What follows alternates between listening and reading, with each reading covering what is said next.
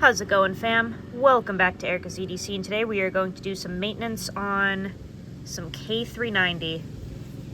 This definitely really needs a new edge. I don't know if it needs to be stropped or sharpened. We're going to do a paper cut test after we clean it up to find out, but she's pretty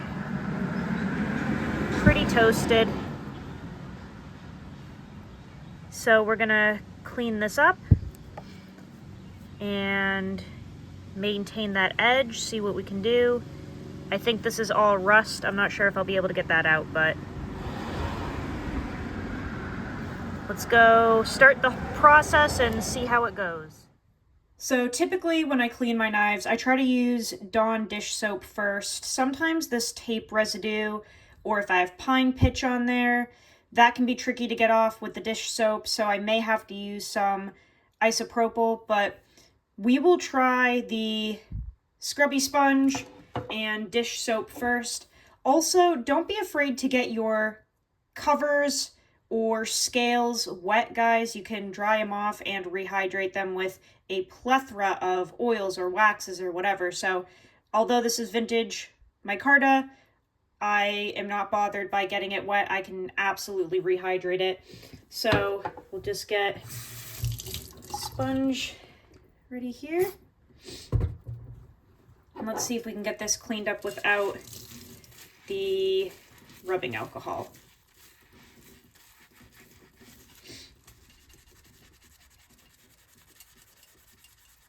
I don't think I've seen this blade cleaned in quite some time, so it'll actually be cool to see what it looks like underneath all the gunk.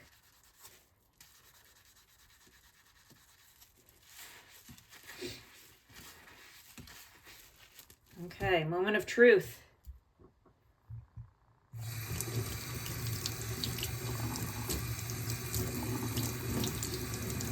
So that cleaned up nice, I think.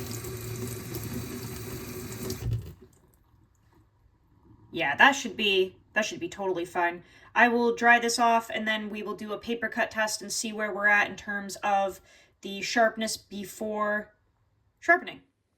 So the Dawn dish soap and sponge did a wonderful job cleaning up this blade. I did have a little bit of pine pitch right on the bevel on each side, so I did just use a little bit of the rubbing alcohol to get that off, but I didn't film that because it's pretty easy to do. There is definitely some surface rust on this knife, and I might have to use the front-facing camera to capture it. Maybe you can see it right in there. If that bothers you, you can absolutely flitz that off. I really am not bothered by it at all, so I'm just going to leave it. But let's see. Yeah, let's see the edge that we're working with. There's a little bit of bite because I just got a little like surface fillet right there, but the rest of it's pretty toasted. So let's see what we're starting off with. Not the worst. Not the worst. I will say you can kind of tell that's geometry because we're making that paper fuzzy and it doesn't want to grab immediately. So we definitely have geometry helping, but it's not destroyed. I will say up here, I think there's a little bit of micro damage. So we're going to put this on the stones today. There's a little bit of something up here that's really grabbing that paper. So we will, let's see. I'll figure out what stones we're using and then we'll flip it around and get started. All right, so I picked a stone and it is just kind of soaking here in some water for a second. This is a Veneve stone that Jared Neves sent to me. He sent me a whole bunch that I've been playing around with. This one I don't really have a lot of experience with yet. 300 grit on the other side, 1200 on this side, I believe. Jared, thank you, by the way, you're amazing. I mentioned that we will be oiling or waxing or some sort of hydration. We will be doing that to these scales, but we're not going to do that yet because I don't want to be working with a slippery, greasy knife while I'm sharpening. So that will be one of the last steps that we do. But we're going to use this Venive stone today. I did already condition it. I have a Nagura stone here. Conditioned it. It is soaking in some water. We're going to get started. I do not know if this is too fine to do what I want to do, but we're just going to try it.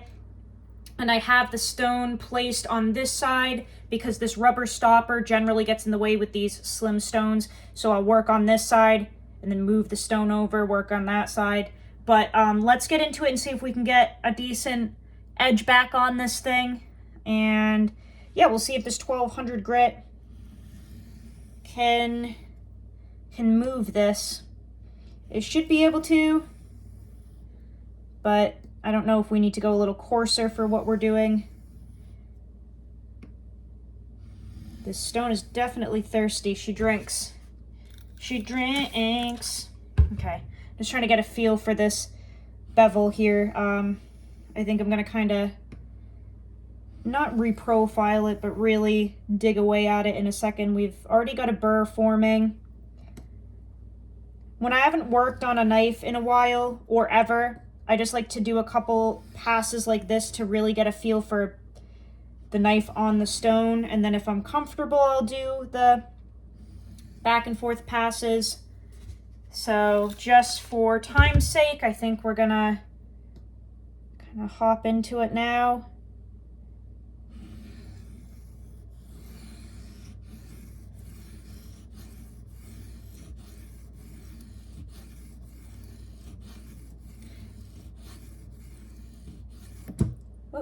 Man, I do that every time. Every freaking time.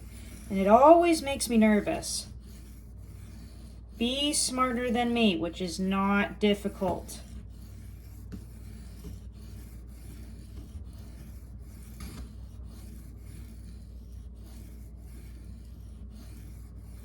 Because I'm trying to go too fast. I'm trying to show off. No, not really. There's nothing to show off. Wow. Oh, yeah. Whew. She's got a burr.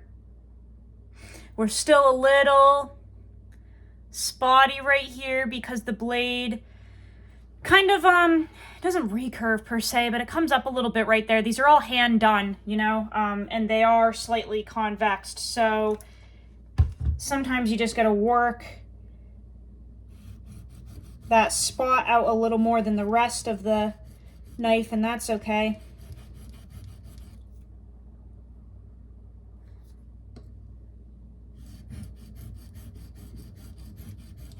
Just want to try to make it as even as possible.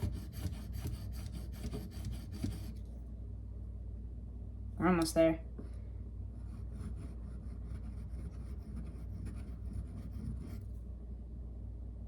Oh, that looks better.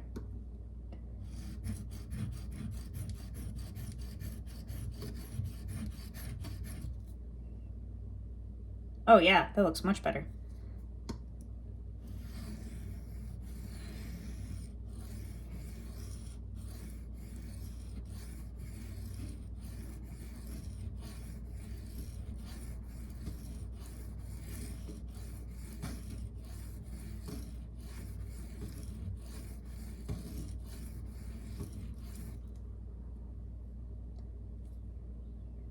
Wow, that burr is redonkulous. Redonkulous. That bevel's looking really nice. I know the camera doesn't really pick it up super well, but that's really good. So I think we're gonna flip already. Not too much time at all. Just gonna slide this over here.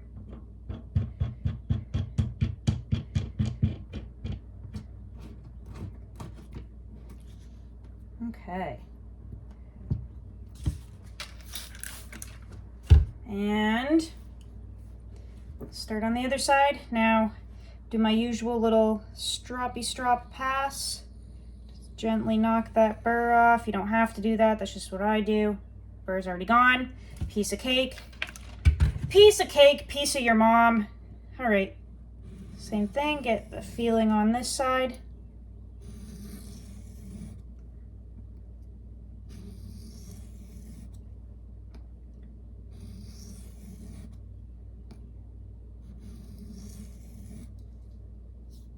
looking good. Now this side doesn't have as big of a hiccup right here as the other side did. Doesn't dip up as much. So that's helpful. Should be pretty easy to kind of reprofile.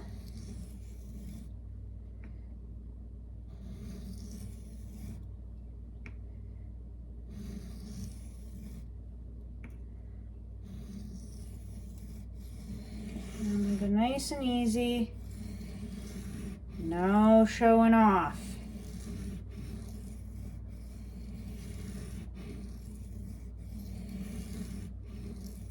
Need to learn to save that for when your mom's here.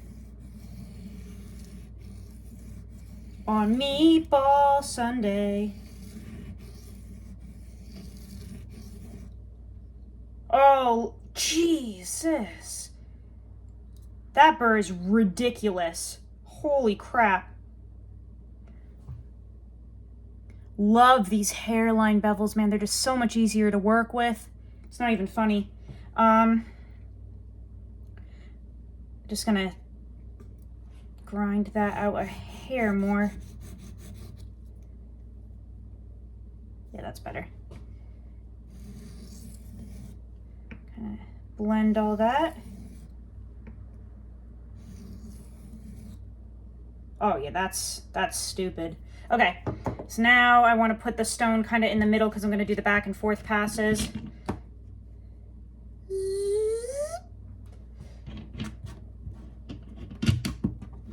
Okay, and this is looking a little sludgy, so let's just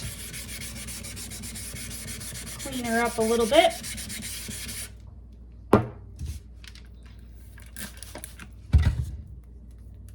Okay. Deburr.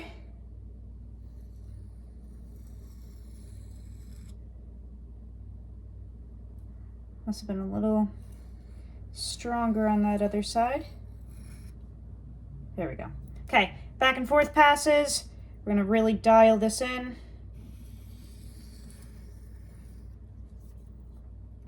And we'll see where our edge is at. It's tricky having the stone in the middle because this rubber stopper really gets in the way. I just need to figure out how to hold it.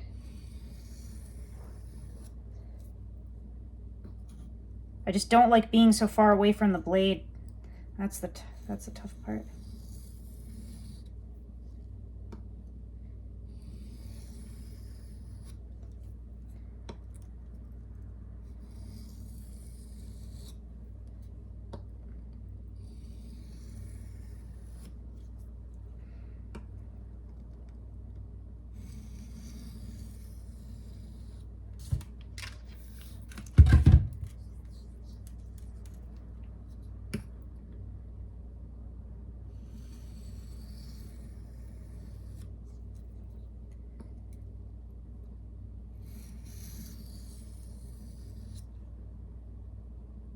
That feels bitey. I'm gonna do a couple light passes and then we're gonna check on the paper and see where we're at. But that feels bitey as crap.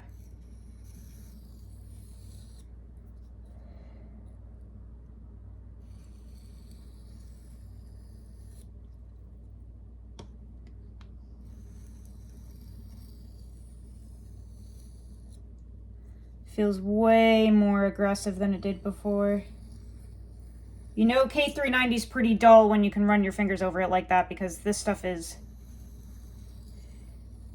bitey as hell. So when it glasses out like that, you know you're due for some maintenance.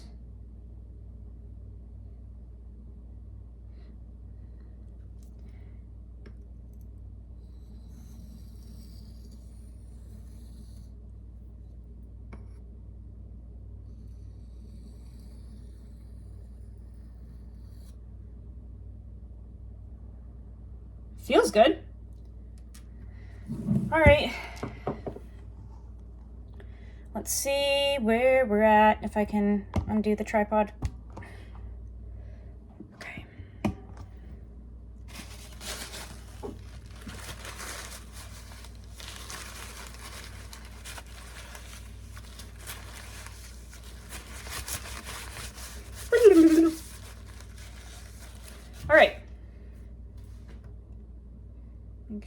There's no burr. Feels like there might be a little bit. Maybe. It's hard to tell when your fingers are pruny. Let's check. If there's a little bit of burr, I'm sure we can knock it off during stropping. So let's just see if we have like a decent foundation. Yeah. It's very aggressive for a 1200. Yeah, I think we've got a little bit of... We've got that crazy aggressive bite back. I think those little hang-ups are... Yeah, that's burr. I bet we can knock that off with the strop. That's the one downfall of these skinny stones, is that I have a hard time navigating around this stone holder. And it's just so thin. You're just you're trying to work around the stopper and everything. It can be a little finicky, but that's okay. So I'm pretty confident that I can strop out just those little hang-ups because the bevel itself looks great.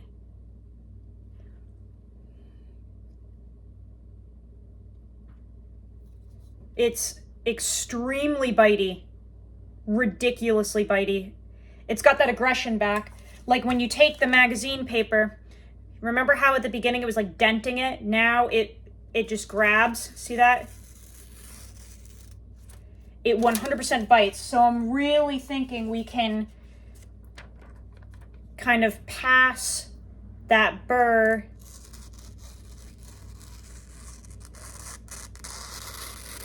because that's way more aggressive than it was before.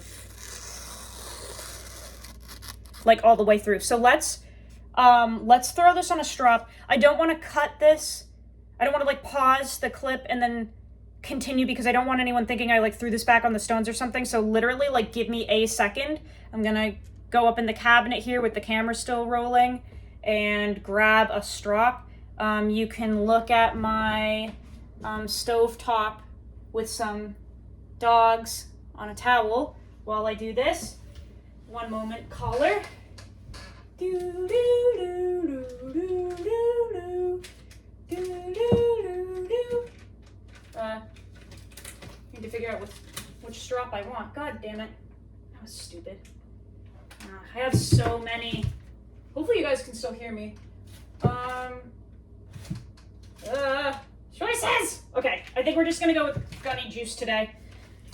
I don't want to dig the stroppy stuff one out because it is way back there. Okay, what am I doing? Erica. Brain power, brain power. We don't have a brain. Damn it. Okay.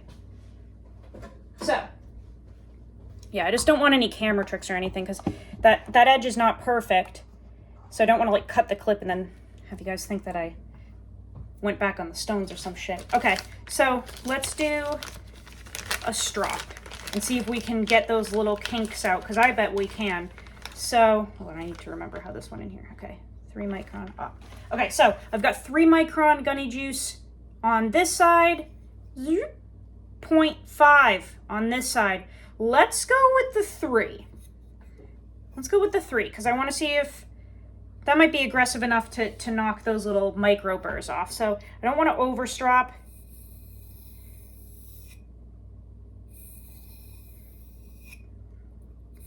Just do a couple passes per side. See if we can deburr this little fucker.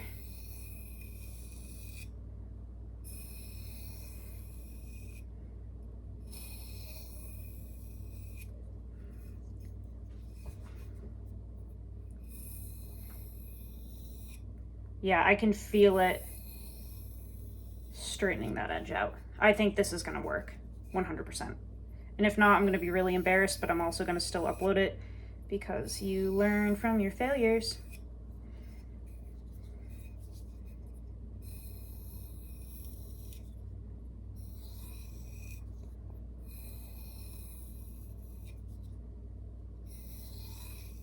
This is really polishing that little bevel up.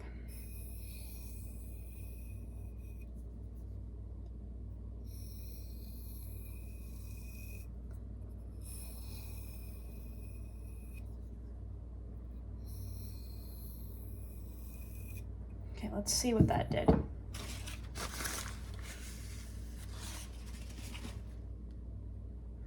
Oh yeah, that feels way better.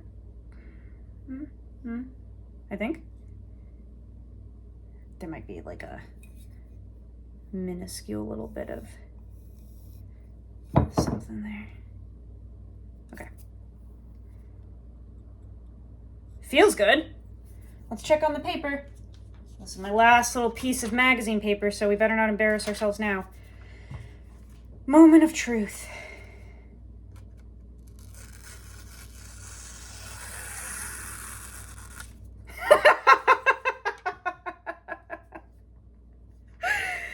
Oh, shit.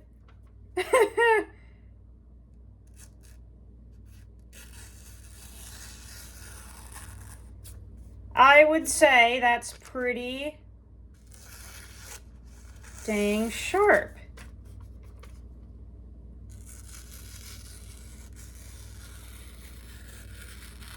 Yep. That's good enough for a mom. If it's good enough for a mom, it should be good enough for you. Yeah, that's way better, guys.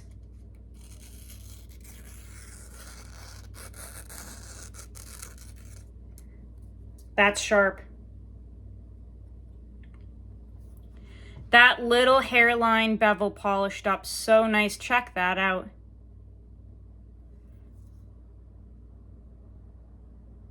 And we could even further this, I bet, on this side.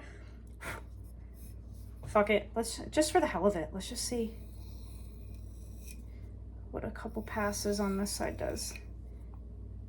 Doesn't need it, but I'm curious to just see if it does anything.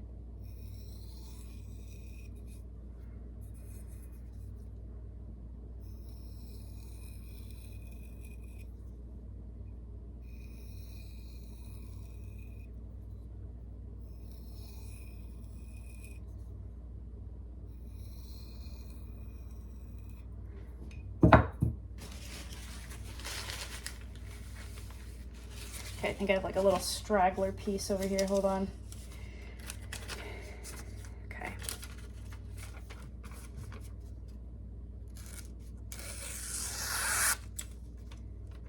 Yeah. So right in here, where we had to kind of reconfigure this bevel where it dipped, it's not as crisp. The rest is very good. So that's something I can work out in future sharpenings, is that little area right there. But otherwise, guys,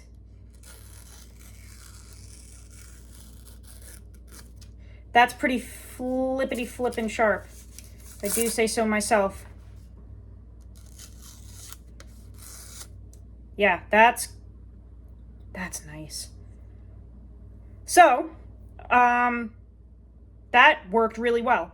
Now that we have an edge back on this little honey, let's oil or wax or something, lube, hate that word actually, let's kind of moisturize these scales again because they're looking a little dried out. So I will clean all this up, go to the table, and we'll figure that out together. Okay, I have no idea why I said we're going to the table, because we're not. I lied. We're staying here, but I have two things here that we're going to use. I have boiled linseed oil and the Knife Handle Supply non-hardening wax. Aww. So, typically I don't use both of these, and quite frankly, it's not even like we need any of it. If I were to, like, be using the knife anytime soon, because the oils from my hands would, you know, take care of all of this. However, I'm not using this anytime soon, unfortunately. I have other things to test. So, I just want to keep it hydrated while it's sitting in your mom's box. And I want to try to use the boiled linseed oil and see what happens, but it's freaking stuck on the container. So I don't know. We might have to bypass the boiled linseed oil. Oh, wait a minute. Woo! Okay. That was close. Also clumsy. All right, so I just want to see kind of what happens when we put it on here, and then maybe we'll use the hardening wax too to do a top coat. I don't know. Guys, we're exploring this together. We're learning together. I use boiled linseed oil on micarta all the time. I have for a very long time. It works really, really well. And you don't really need too much at all. This is way too much. But what are you gonna do?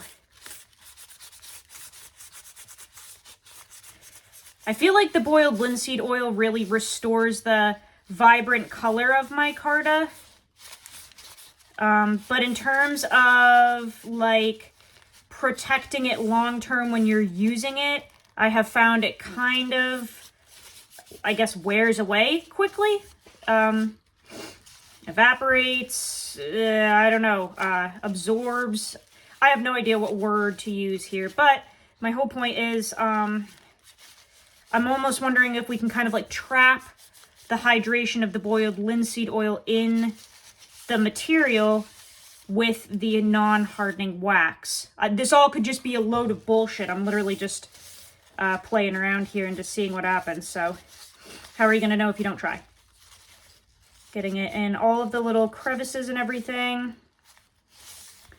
The other thing is when you use Dawn dish soap, especially to clean your knife handle, if you have micarta or whatever, sometimes it dries it out so bad and the air drying ends up like splitting the micarta away from the blade. So that's another reason why I, as quickly as possible, like to rehydrate the handle scales, just because I don't want any splitting or anything, and this really does seem to help. Again, this could all just be a load of bullshit from Erica's brain. A lot of bullshit comes out of there, so who knows? But see how it's just drinking, just slurping it right up. So any excess we'll just kind of take off here.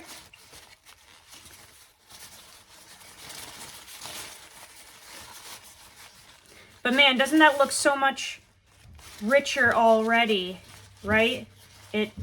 Oh great. I know exactly what's happening now. I just got a delivery and the dogs are gonna go crazy. I might have to pause this. Hey Jasmine. Jasmine, I know that it's my new sharpener. I'm well aware and I'm equally as excited. God damn it. Not really new. Dusty is actually sending it to me. Dusty, the guy that made this knife, sent me a KME brand new because he doesn't use it. I was like, what the heck?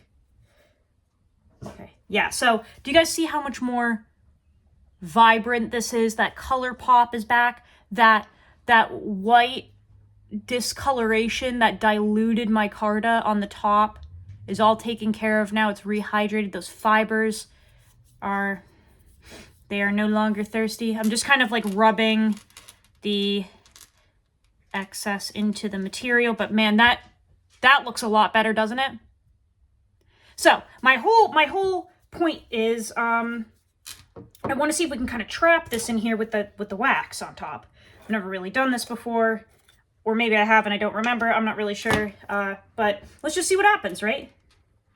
Let's see. I know you're not supposed to use a lot of this, so we'll just do a little bit and see if this kind of like traps that moisture in there.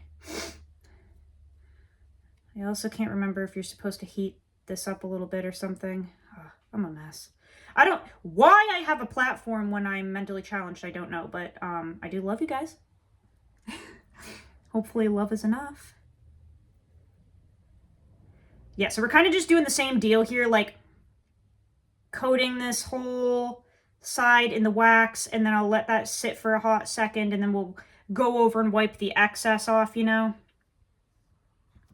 And I'm just really trying not to use too much here because you don't need a lot at all.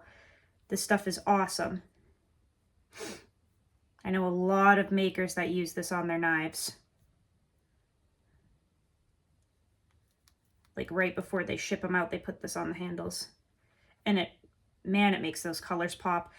Josh from Knife Guy Mods, he puts this on all of the rehandles and recovers that he does, and you should see the difference in the color when you use this. It just absolutely makes everything so much more vibrant when you put this wax on. Rub the booty. Everybody loves a booty. Okay, so put that there. And that's really all you need. It's like literally a little finger dip, finger scoop. That's all you need. Okay, so I'll let that sit there for a second. But this looks much better. That sheen looks better. Yeah. That looks nice.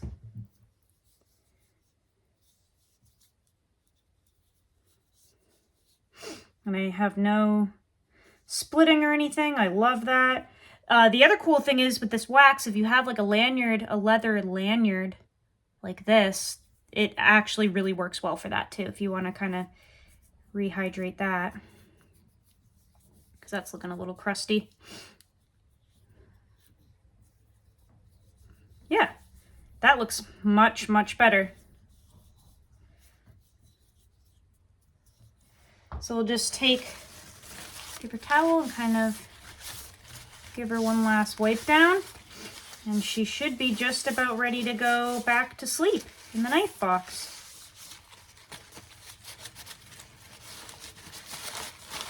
Yeah, that looks great. Oh, that looks really nice.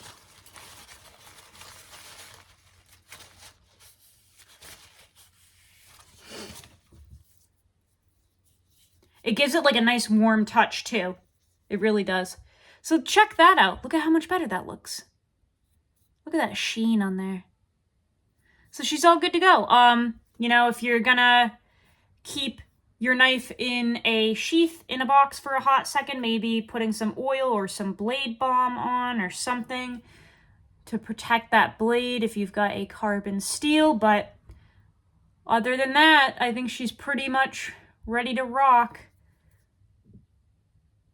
So that's how I kind of maintain and clean and sharpen K390. I hope that you guys enjoyed that. Let me know if you have any questions, comments, concerns, mother's numbers down below. And I will see you guys on the next video. Go use your shit. Learn how to sharpen your knives. I'll see you guys so soon. I love you so much, fam. Take care.